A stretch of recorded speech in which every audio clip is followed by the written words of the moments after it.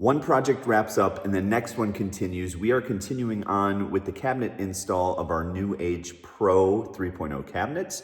We're gonna take these upper lockers here and put them up top here. So the biggest challenge here is figuring out the installation method. There's a few different ways to do it, so stick around to see which one we use.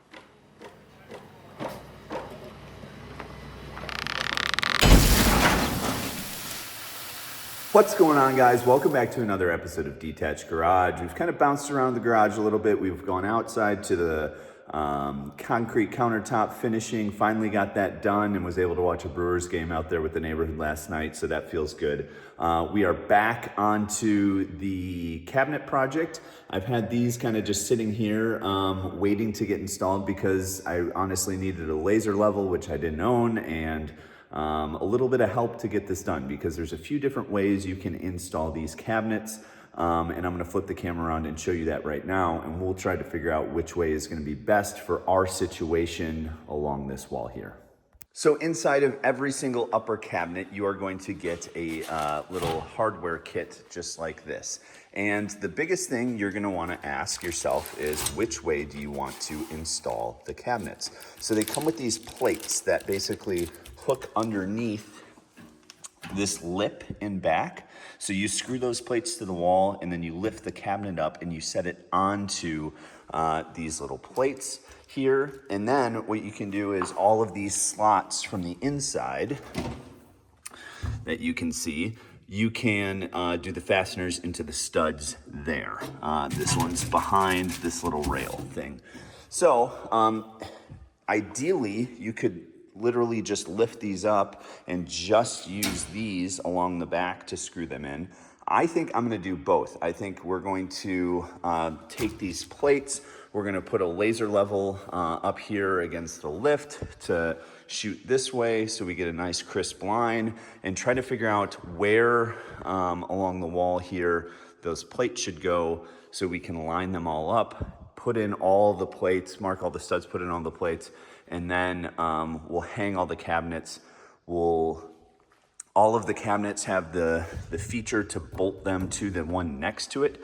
So we'll get that aligned, and we'll also drill through, or use the lag bolts to drill through the holes in the back to fasten them to the studs there. So then they're fastened vertically for force pulling down, and then they're also fastened laterally for any shifting.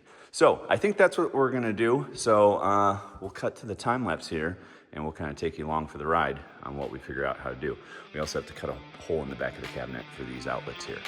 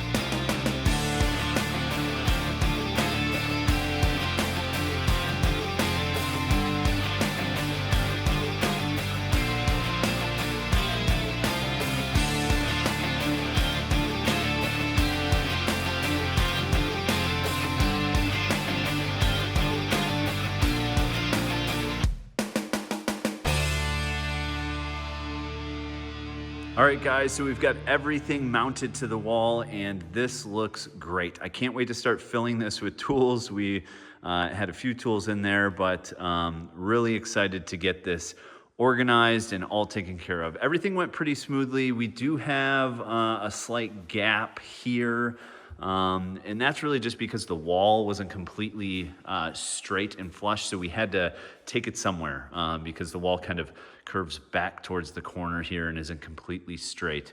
So, you know, part of building, that's what happens. We decided to just do one gap right there and keep all of the other cabinets close together. So a pretty quick episode today. I am super excited to get this phase done. We are probably going to switch over to the wash bay on the other side of the garage over here for the next episode.